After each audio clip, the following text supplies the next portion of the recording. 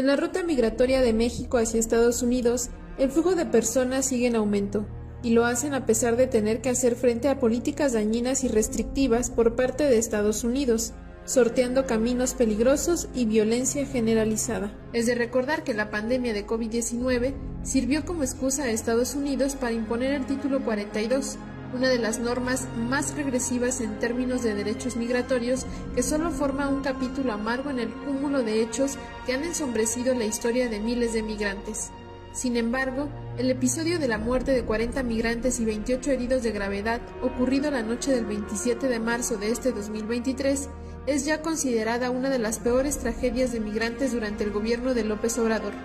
Un caso que profundiza la crisis en la frontera norte de México y eleva el horror de las penalidades habituales que padecen quienes deciden emprender una travesía internacional para alcanzar el llamado sueño americano. Hoy, en Lo Marginal en el Centro, hablaremos de la tragedia ocurrida en Ciudad Juárez hace apenas unas semanas, de las que nos hemos enterado por parte de los medios de comunicación por el vergonzoso uso proselitista que se le ha dado. Según un reportaje de los acontecimientos que ha llevado a cabo el periódico El País, el domingo 12 de marzo de 2023, la frontera entre Ciudad Juárez y El Paso, Texas, fue escenario de cientos de migrantes que intentaron ingresar en el territorio estadounidense, en donde los agentes fronterizos los contuvieron, redujeron y obligaron a permanecer en territorio mexicano. La presencia de miles de migrantes en la frontera entre México y Estados Unidos y la situación de incertidumbre detonó dentro de la ciudad una política de xenofobia y apartheid impulsada por el alcalde morenista Cruz Pérez Cuéllar, que consistió en la persecución, la detención y el hacinamiento de migrantes en condiciones infrahumanas en el centro de detención del Instituto Nacional de Migración. Lo anterior, como todos sabemos, terminó en una tragedia.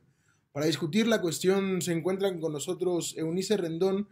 Ella es experta en migración y seguridad, doctora en políticas públicas por el Instituto de Estudios Políticos de París. Bienvenida, Eunice. Muchas gracias a ti, Aquiles. Buenas noches. También está con nosotros Martín Íñiguez, académico de la Facultad de Ciencias Políticas y Sociales de la UNAM, catedrático del Departamento de Historia de la Universidad Iberoamericana y experto en migración. Gracias por estar aquí, Martín.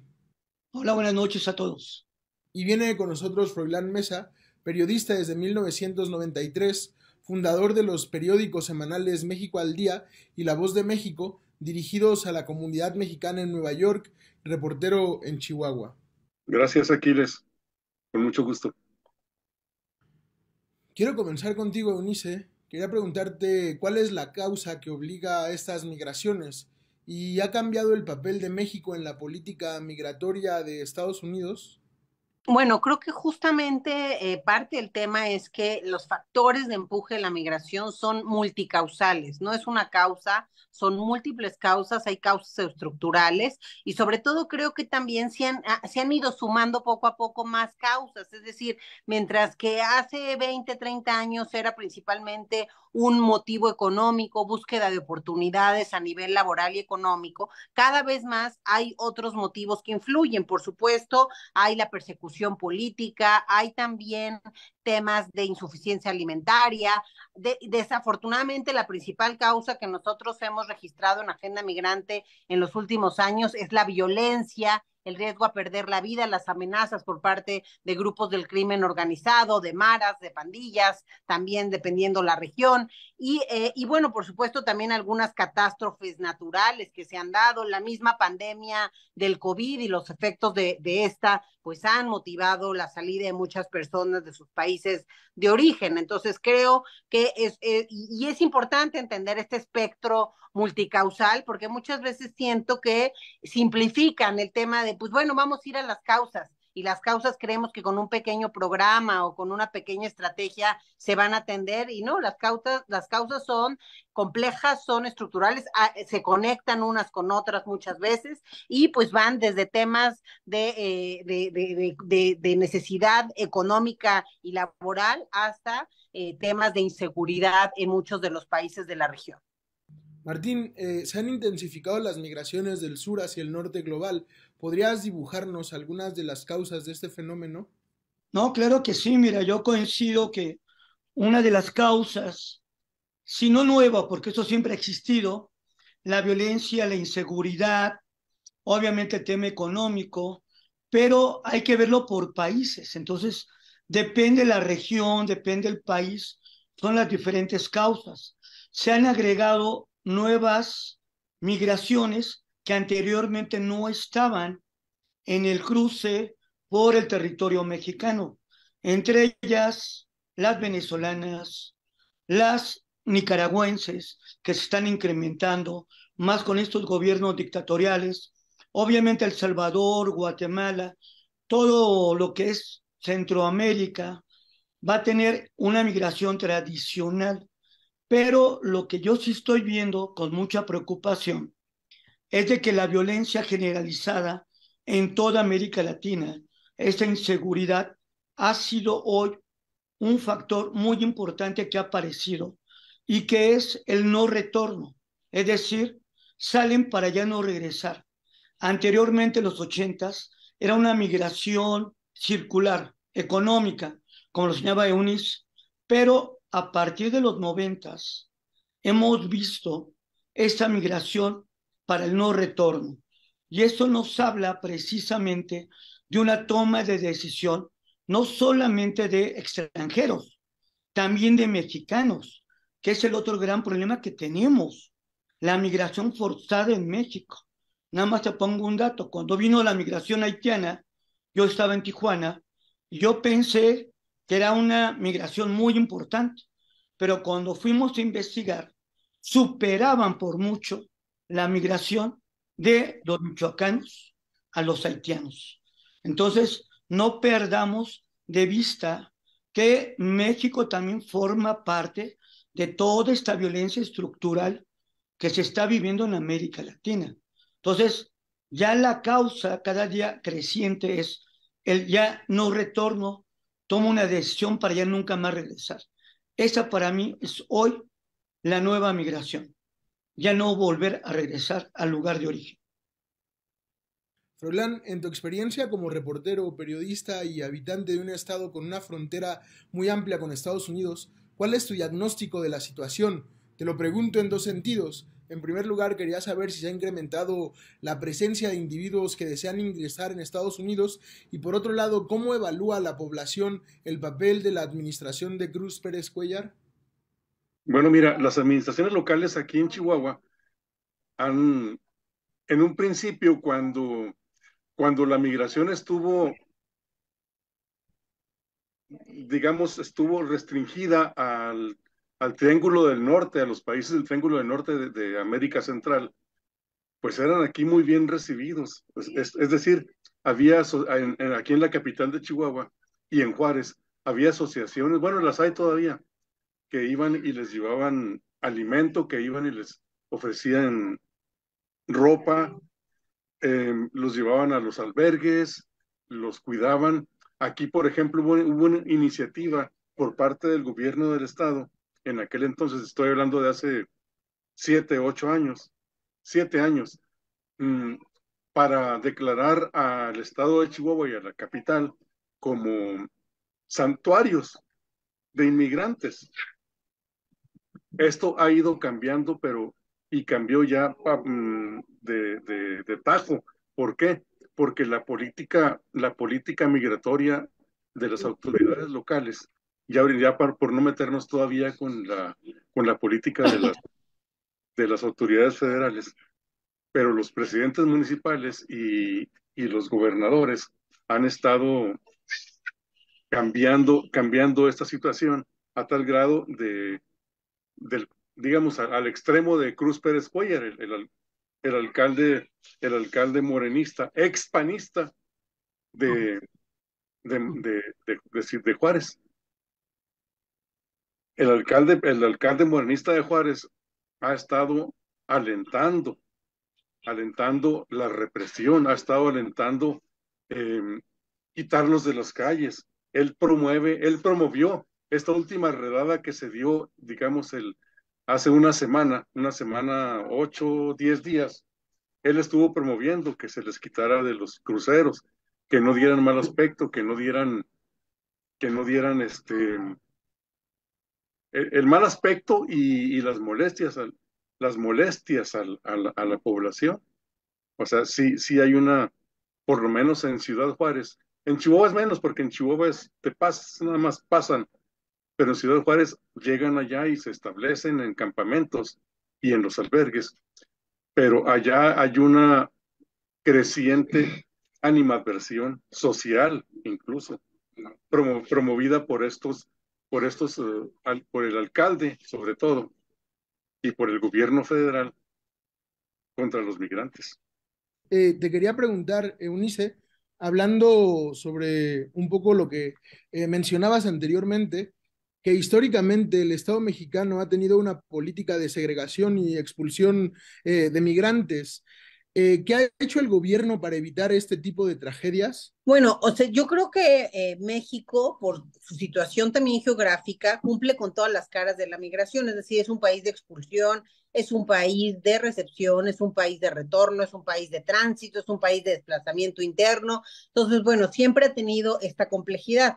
Sin embargo, creo que, y siempre ha tenido retos, creo yo, en su política migratoria. Solamente que sí hubo un cambio, creo yo, en el patrón, sobre todo a partir de la llegada de Trump a Estados Unidos, con todas las amenazas que él hizo, las políticas que implementó, que varias de ellas han seguido a la época de Biden, por ejemplo, el título 42, que es una política que se implementó a partir de la pandemia, que es una política sanitaria que creo yo que de manera abusiva ha sido utilizada como una política migratoria para expulsar fácil, rápido y barato a los migrantes de Estados Unidos a México. Pero bueno, creo que todo este contexto ha hecho que cambie también el patrón migratorio. ¿A qué me refiero? Muchos de los que antes transitaban por territorio mexicano con la intención de llegar a Estados Unidos, ahora se quedan. Las solicitudes de refugio en nuestro país pues han cambiado radicalmente, creo yo. Es decir, si nosotros observamos las solicitudes de refugio de hace apenas algunos años, o sea, si observamos las de 2015, por ejemplo, en 2015 teníamos 3,400 solicitudes de refugio y cerramos los últimos 4 años, ¿no? Con 70,000, 80,000, 100,000, 120,000, 130,000 solicitudes de refugio. Entonces, hay un aumento muy importante y eso genera, creo yo, retos muy importantes para el Estado mexicano, porque ha crecido la demanda, por ejemplo, de esta figura que es el refugio en México, pero no así el presupuesto de la Comisión Mexicana para el Refugio. Entonces, pues por supuesto están las instituciones mexicanas desbordadas. Hay una ayuda ahí de organismos internacionales, la ACNUR está muy involucrada, la OIM, en fin, distintos organismos internacionales. Sin embargo, creo que no se dan abasto. Hoy una solicitud de refugio que debiera tardar 3 meses, pues puede pasar un año y que las personas no sepan qué pasa con su caso, y ese es parte del problema. Creo que lo que tenemos que ver es con empatía lo que está sucediendo. ¿Qué hay hoy en la frontera? Por un lado, personas que quieren ingresar a Estados Unidos que además creyeron que en diciembre se iba a terminar el título 42 y al final, 2 días antes de que se iba a terminar, se canceló la terminación. Entonces, la gente ya estaba en la frontera. Eso es mucho la concentración que hoy hay en Ciudad Juárez. Entonces, migrantes con la intención de entrar a Estados Unidos, ya sea por la terminación del título 42 o porque creen que tienen un caso de asilo o de eventual refugio en Estados Unidos. Por el otro lado, una frontera presionada con deportaciones cada día. Cientos de personas son deportadas a México y por primera vez en la historia son acuerdos en donde México está permitiendo que gente de otros países sea deportada a nuestro país. Entonces ahí eso también lo vuelve más complejo y creo que todo esto ha hecho que pues no nos demos abasto, ni el gobierno ni la sociedad civil. Entonces urge replantear parte de las políticas. Este gobierno empezó con una política, un discurso muy humanista con respecto a la migración, pero muy pronto cambió, ¿no? A partir de la primera amenaza de Trump con los aranceles, pues militarizamos la frontera y esa militarización solamente ha ido en incremento, ¿no? Creo que ahí fueron 24,000 guardias nacionales. Hace algunas semanas salió el secretario de la Defensa Nacional a decirnos, creo que había 35,000 o 40,000 guardias nacionales en el tema migratorio, lo cual a mí me parece inadecuado en un país como México con tantos problemas de seguridad de otra índole, ¿no? Pero bueno, es parte, creo yo, de esto que se ha ido dando en las fronteras y bueno, algo que creo que hay que entender es que la migración es una realidad mundial. Hoy más de 300 millones de personas viven en un lugar distinto al que nacieron y va a continuar. Entonces, lo que vale la pena es ampliar las vías legales de la migración, aprovechar los beneficios de estos flujos y más bien a apoyar para que la gente llegue de forma más directa al destino, ¿no? Porque si de otra forma, pues quien termina ganando son los traficantes, que desafortunadamente cada vez son los grupos del crimen organizado más peligrosos, metidos también en este ilícito que les ha dejado mucho dinero y que es muy redituable. Entonces, y poniendo más en riesgo a las personas que por sí vienen en vulnerabilidad, ¿no? Entonces, yo creo que sí ha habido ese reto en la política migratoria en México y que pues creo que lo sucedido en Juárez nos debe más bien recordar o replantear la relación bilateral con Estados Unidos y los acuerdos que hagamos, cómo vamos a tener una política migratoria realmente más humanista y que beneficie a todos, a nosotros y a los migrantes, ¿no? ¿Cómo se va a trabajar con estos círculos de xenofobia? Porque esto del alcalde que mencionaba Froilán no es menor. Al final sí importa lo que hizo un mandatario a nivel local, a nivel estatal. Lo vimos con Trump durante su mandato, solo con su boca hizo que crecieran 20% los crímenes de odio en contra de migrantes latinos. Entonces, sí importa y tiene que haber una responsabilidad de las autoridades que están en los distintos niveles de gobierno para no generar justo estos sentimientos. Entonces, hay que hacer campañas, un trabajo colaborativo, en fin, creo que hay muchos retos ahí del Estado mexicano que esto debe poner sobre la mesa. No estoy de acuerdo con los retos, por ejemplo, que menciona el embajador de Estados Unidos, ¿no? Él saca un tuit y dice, esto nos debe recordar los riesgos o los peligros que hay en el camino de la migración. Y no estoy de acuerdo, porque un riesgo pudiera ser que yo decido meterme al río y ahogarme, que yo decido irme con un traficante y me pasa algo, que yo decido caminar por el Darién y me sucede algo. Eso es un riesgo, que sí son, digamos, implícitos en la migración. Pero morir quemado en una estación migratoria a cargo del Estado mexicano definitivamente no debería ser un riesgo de migrar. Sí, sobre todo pensando en cómo se había abordado el asunto anteriormente, creo que también destapa un tema que ha sido en cierta medida tabú para la sociedad mexicana, un tema del que no se habla mucho como porque se da por sentado que no es así, pero se abre la posibilidad o por lo menos la discusión de que en México las élites y las autoridades y el Estado mexicano es un Estado profundamente xenófobo y racista que excluye de cierta manera a aquellos migrantes que buscan transitar por el territorio mexicano. Te quería preguntar, Martín, abriendo esta discusión que un poco ya lo había puesto Unice, ¿México impulsa o ha impulsado históricamente medidas xenófobas y anti-inmigrantes en nuestro país? Mira, siempre lo ha existido, ¿eh? Como te comentaba, yo trabajé en migración, trabajé en la OIM y históricamente, aunque decimos que somos un país hospitalario, abierto, etcétera, somos xenófobos con nuestros hermanos centroamericanos, latinoamericanos y completamente fílicos a la migración europea, norteamericana.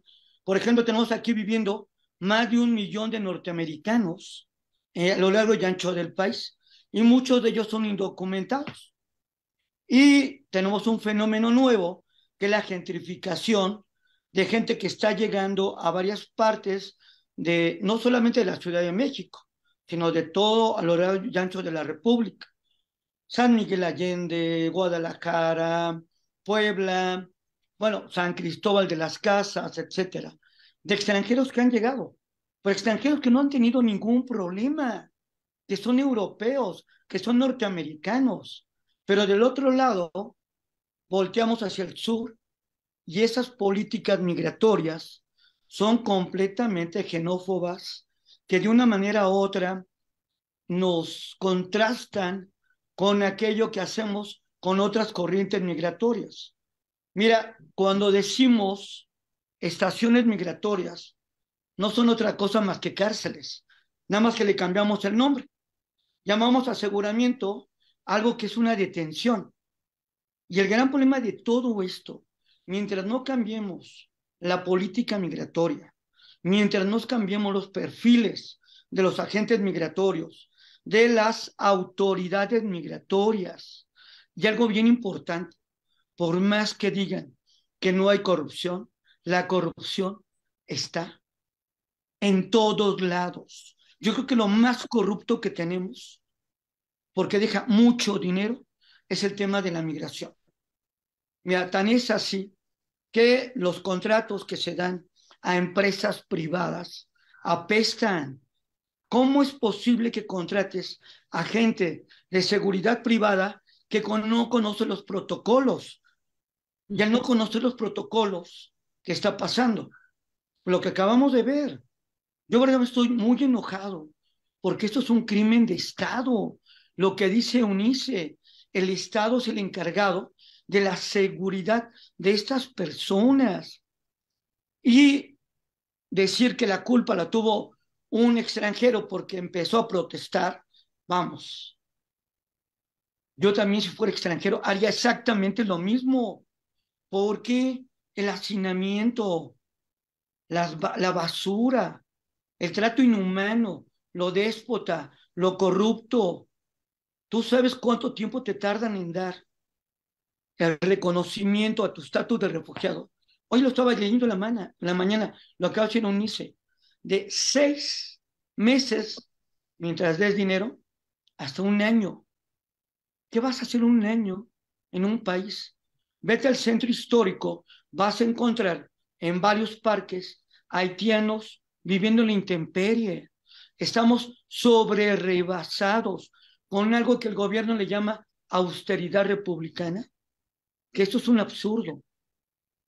La gente está en la calle, en condiciones deplorables. ¿Con qué cara le pedimos a los norteamericanos un cambio de política migratoria cuando aquí nuestra política es completamente xenófoba, racista? Y lo peor, que por más que digan que no, nos convertimos en lo que hace Turquía, un tercer país seguro, con la enorme diferencia que Turquía recibe dinero de la Unión Europea. Aquí no recibimos ni un solo peso. Y el gobierno, al no invertir, o lo poco que invierte, lo hace de manera corrupta, contratando empresas y contratando locales que no son los ideales para llevar a la gente. Esto nos habla que esto se puede volver a repetir. El problema es que esto es solamente algo visible. Todo lo que no vemos todos los días, todo lo que yo vi en migración, verdaderamente es espantoso. Es terrible, pero cada día está peor. Y esta cuarta T verdaderamente ha resultado mucho peor que en otros sexenios. Y se lo digo no con el ánimo ideológico, sino con un ánimo de que puedan rectificar esto que está apestando. Sí, quizá esta última parte tenga que ver mucho con la política migratoria tanto de Trump como de Biden, que han usado a México como un espacio de contención de la migración hacia Estados Unidos de una manera mucho más exacerbada, y México ha sido incapaz, yo también lo creo así, la Cuarta Transformación ha sido incapaz de revertir esta situación. Y te quería preguntar, Froilán, creo que tu mirada nos ayuda mucho también a los habitantes del territorio mexicano más meridional, más al sur, un poco nos ayuda a entender cómo se vive la situación dentro de Ciudad Juárez.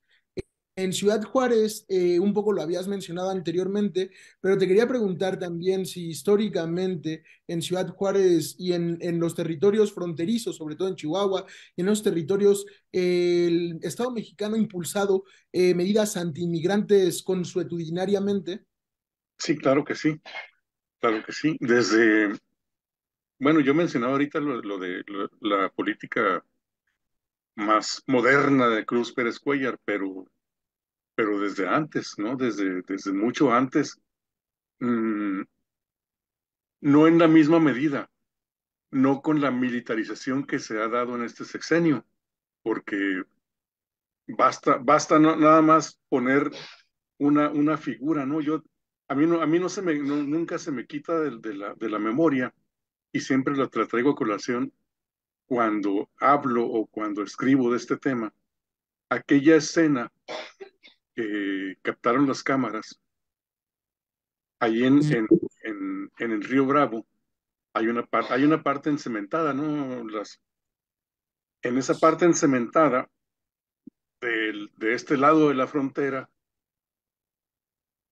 la escena es así, una señora corriendo con dos niños, uno en brazos y otro jalándolo, pero van corriendo y atrás de ellos, inmediatamente atrás de ellos, va un guardia nacional pues con todo su pertrecho de guardia nacional y atrás se ve otro. Entonces, es una persecución, se ve un poco desproporcionada, pero no, esa es la política que se sigue en la frontera. Esa es digamos, así puedes ejemplificar en una imagen la política del Estado mexicano en la frontera, en las fronteras. Ahorita decías tú, pues en la parte meridional de México, sí, y la parte septentrional también.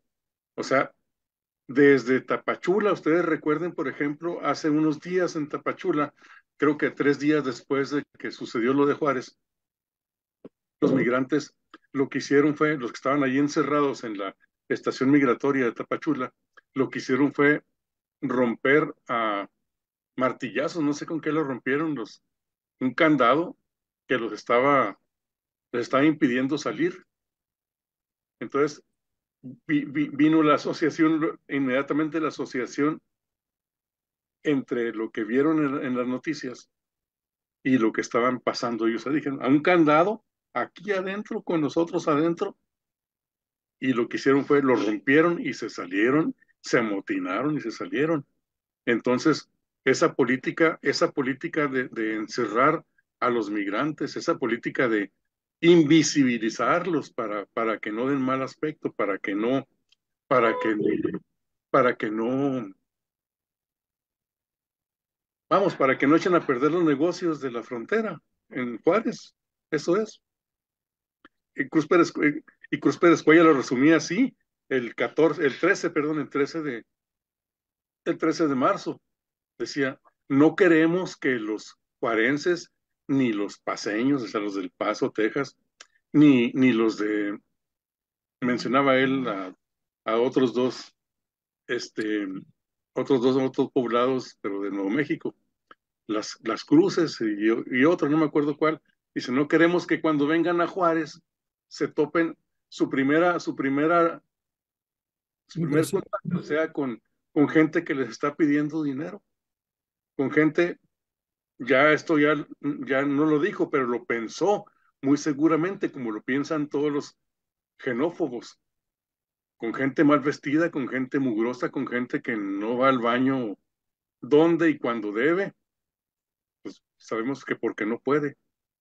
Entonces, esa política no es de hoy, es de siempre en Juárez, de siempre.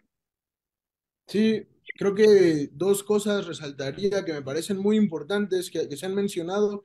La primera es crimen de Estado, que creo que no hay otra forma de calificar lo que sucedió hace algunas semanas. Y la segunda también pues es esta migración selectiva, bueno, más bien esta discriminación selectiva, la aporofobia presente en las élites mexicanas que ven pues de una manera distinta a la gente que viene del sur global, emigrando, buscando mejores condiciones de vida, que creo que esta situación sí es muy importante destacar para entender el problema de la migración y de la discriminación en nuestro país. Para terminar, aunque ya han dado en mucho sentido una lectura al problema, quería terminar preguntando en ese tercer bloque sobre la situación prácticamente de la cuarta transformación y la política migratoria. Eunice, quisiera que nos hicieras, a pesar de que un poco ya has hablado sobre eso, quería que concretaras, que completaras, que redondearas esta idea de la Cuarta Transformación y su política migratoria? ¿Ha cambiado en algo? ¿Se puede transitar hacia un lugar o pensar en que puede mejorar la situación? ¿Cómo lo ves tú? Bueno, yo antes que nada decir, como Martín ya mencionó aquí, no es nada más la cuarta transformación, o sea, la política migratoria de México ha tenido retos históricos. También lo hubo con el presidente anterior y el anterior. Sí ha habido retos muy importantes, creo yo, del Estado mexicano. Ha habido una securitización de la migración antes y ahora. Ahora se ve también pues con mucho más claridad porque sí creo que hay una situación en esto de que el presidente confía mucho en las Fuerzas Armadas. Bueno, ahora ya vemos, como es el caso de Chihuahua, a un militar dirigiendo la delegación del Instituto Nacional de Migración ahí, a un ex marino también en el sur, o sea, en fin, muchos de estos perfiles, como lo decía Martín, pues se han ido hacia ese lado de la seguridad.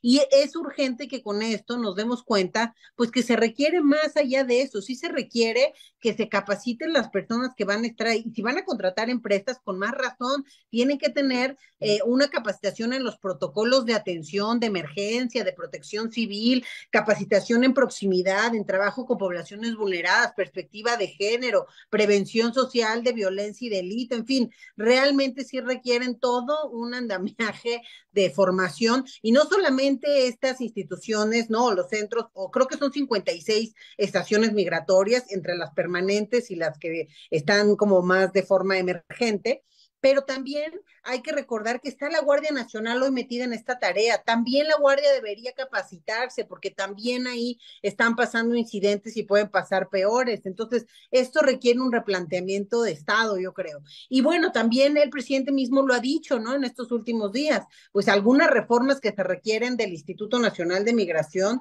pues son importantes. Por ejemplo, estos centros, hablemos del problema concreto, ¿no? Estos centros o estaciones migratorias finalmente han terminado poniendo a las personas en una situación de privación de su libertad, cuando pues, en México ser migrante no es un delito, están en un centro de procesamiento porque muchos de ellos van a ser deportados, ¿no? Por algunas otras cuestiones, pero aquí creo que lo importante es aprovechar este momento para cumplir con lo que la Suprema Corte también ordenó hace 3 semanas, que es que ninguna persona puede estar en detención, más de ninguna persona migrante en estas estaciones migratorias puede estar más de 36 horas, porque eso contraviene la Constitución en el artículo 21 y justamente también la ley de migración pues está, digamos que no está adecuada y contraviene también este principio constitucional y en razón de ello creo que es momento de que se modifique ese artículo 111 de la ley de migración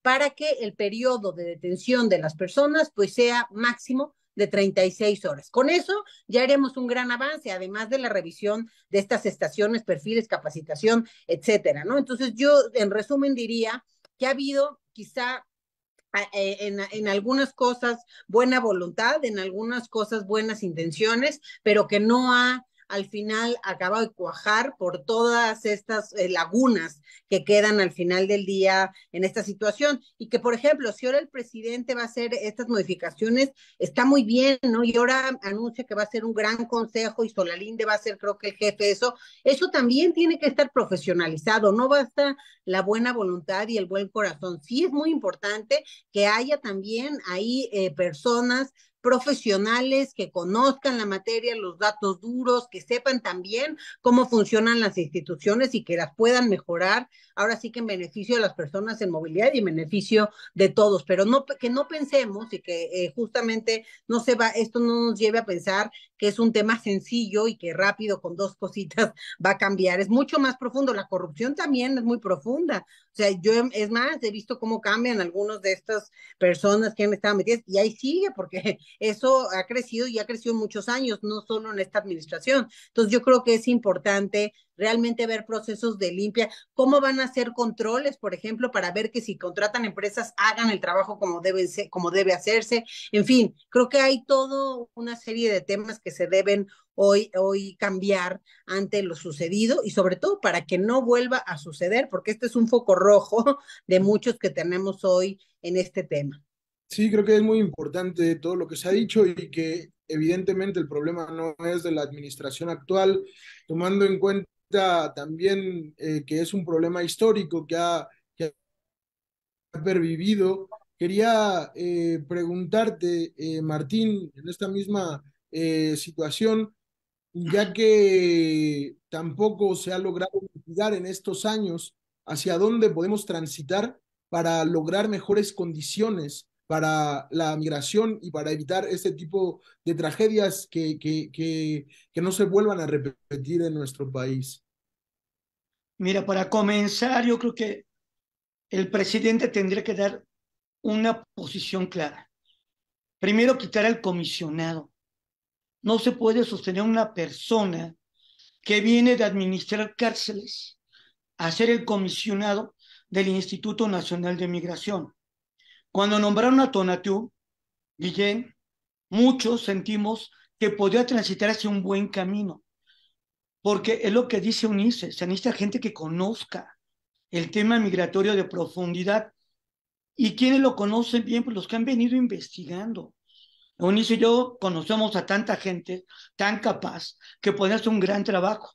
Pero lo que pasó, uno, si no lo quieres meter a la cárcel, que en otro país hubieras metido al comisionado a la cárcel, por lo menos quítalo. Un mensaje claro de que quieres cambiar las cosas. Otro elemento que para mí es bien importante es los nuevos perfiles que se tienen que crear en el instituto. Hace muchos años trabajamos en los perfiles y empezaron a contratar a licenciados, los capacitaban, hacían sus exámenes, pero se acabó el servicio profesional de carrera, que es lo que tendría que haber en el instituto, pero no hay servicio profesional de carrera. Y quienes están entrando, pues normalmente es lo mismo de siempre. Gente recomendada, sin experiencia, sin cumplir con los perfiles. Y si a eso le añadimos yo ya no diría securitización, yo diría la criminalización de la migración. Lo que hace rato estaban platicando, acabo de escribir un artículo para Colombia sobre cómo pasamos de 28,000 miembros de la Guardia Nacional, más Marina, más Ejército, más agentes migratorios, a cerca de 48,000 personas dedicadas a la criminalización. Lo que decía Froilán, cómo persigue la Guardia Nacional a una mujer migrante con sus hijos. Iba a decir una mala palabra, pero como lo van a transmitir mañana, me estoy conteniendo, perdóname, pero estoy muy enojado, porque esto que estamos viviendo verdaderamente es espantoso. Tenemos que cambiarlo. Tenemos que tener una política de derechos humanos que pueda permitir que estas estaciones migratorias cumplan con las normas internacionales. Ninguna la cumple, ninguna. Me gustaría que algún día hicieran un reportaje del hacinamiento, de la basura, de todo lo que vive. Miren, Anita, la pura comida, verdaderamente la comida. Una vez me toca, porque yo lo vi, estaba a punto de echarse a perder. Y luego le ponen además chile, que los migrantes no comen chile. Entonces, uno dice, ¿a quién se le ocurre hacer todo esto? Y allá atrás, dinero, dinero. Hay muchas compañías externas al instituto que son proveedoras, tanto para la gente que la deportan de Estados Unidos a México, como a los que les sirven comida en las estaciones migratorias, y es un gran negocio. Tan solo la comida es un gran negocio, pero así te puedo decir lo que ha venido sucediendo. Y yo la verdad, yo sí creo, sin ánimo de ideologizar esto, que sí pueden dar una imagen de querer cambiar las cosas. Yo quiero mucho a Solalinde, lo admiro mucho, pero sí creo que se debe crear un cuerpo técnico profesional que pueda apoyar al padre Solalinde con esta chambota, porque es una chambota que él solo no va a poder. Entonces, por lo tanto, yo creo que si verdaderamente quieren cambiarlo, tiene que ser a profundidad y algo muy importante, invertir dinero. Esta austeridad ya no se puede mantener en el país. Y no solamente lo digo para el tema migratorio, para donde tú vayas, el aeropuerto internacional, lo que tú quieras. Estamos poniendo en riesgo la seguridad del Estado, que es lo que no han entendido. Bueno, ese era mi comentario. Evité exabruptos, perdonen. No, creo que es muy interesante lo que se menciona y creo que hay que poner mucha atención y mucho énfasis en todo lo que sea es necesario pensar cómo ha funcionado esta situación en el país.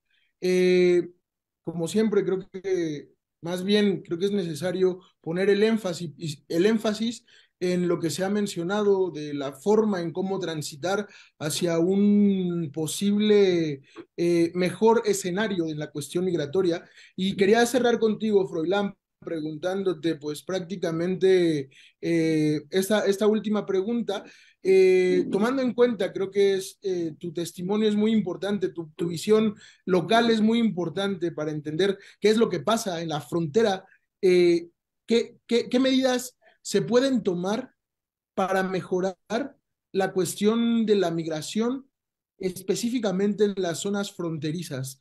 ¿Es posible cambiar la forma en cómo la política se ejerce hacia los migrantes dentro de esas localidades fronterizas? Sí, mira, lo voy a mencionar mi punto de vista, pero quiero primero recordar algo que dijo López Obrador aquí en una entrevista, no entrevista, sino bien en esa reunión que tuvo, que era, de quién sabe qué fue secreta, una reunión fue secreta. Cuando vino aquí y se encerró con quién sabe quién, aquí sus funcionarios, y que iba a ir a los hospitales y que no fue y que evitó el tema de los migrantes, ¿no? Pero a ellos sí les dijo, o sea, yo tengo conocidos que fueron a esa reunión y les dijo que él ya desde antes de que pasara esto del lunes pasado, él ya tenía pensado una reforma total al Instituto Nacional de Migración. O sea, todo eso de que las cárceles, de que son cárceles y de que el maltrato y de que quién sabe qué, y la mala situación de los migrantes. Él dijo que ya desde antes, nomás que aquí le echaron a perder el caldo, le hicieron el caldo podrido, los pobres que se atrevieron a morirse en esos mismos días en que él iba a proclamar quién sabe qué fregados, ¿no? Perdón por lo de fregados. Pero, y ahí va mi opinión, mi opinión es, pues que yo coincido con los otros panelistas, de que con Eunice y con el profe, yo creo que en efecto se tiene que humanizar el tema migratorio. ¿Humanizar desde cuándo? Desde que te agarran. Quitar es, en primer lugar, eliminar esa falsa, esa engañosa fraseología de que los rescatamos, de que quién sabe qué, y que no es cierto, no los rescatas, los estás aprendiendo como criminales. No es un rescate y que los estamos albergando, no, los tienes presos. En efecto, tienes que quitar los eufemismos y decir las cosas como son. ¿Y cómo vas a decir las cosas como son? Coincido con que hay que reformar la ley de migración para ponerla acorde a, a las garantías constitucionales, a, las, a lo que marca la Constitución. En efecto, las cárceles de migrantes tienen que convertirse en verdaderos refugios con todos los servicios disponibles, con todo esto. México tendría que, o bien, rechazar ese papel que tiene vergonzante de tercer país seguro, o rechazarlo, o admitirlo oficialmente y, y tratar a la gente que nos mandan de Estados Unidos para que estén aquí esperando o simplemente deportados para que los deportemos a nuestra, como sucedió con los haitianos. Nos mandaban a los haitianos para acá después de que pasaron y los mandábamos inmediatamente a su país, deportados nosotros. Nos lo deportan para acá y nosotros los deportamos para allá. Tiene que cambiar ese doble discurso. Tiene que humanizarse y tiene que profesionalizarse. Coincido también eh, la labor del Instituto Nacional de Migración, o como se vaya a llamar en el futuro, porque ya están diciendo que va a desaparecer, ¿no? Creo que nos hemos extendido muy profusamente sobre el tema porque es un tema que es muy importante y lo que ha pasado últimamente lo amerita de esta manera. Pensar en cómo podemos solucionar esta situación creo que es necesario para el país. Agradezco mucho la participación de Eunice Rendón, agradezco mucho que haya estado con nosotros Martín Íñiguez y Froilán Mesa. Espero que vuelvan a participar en otras emisiones cuando puedan venir. En el centro siempre tiene las puertas abiertas para ustedes.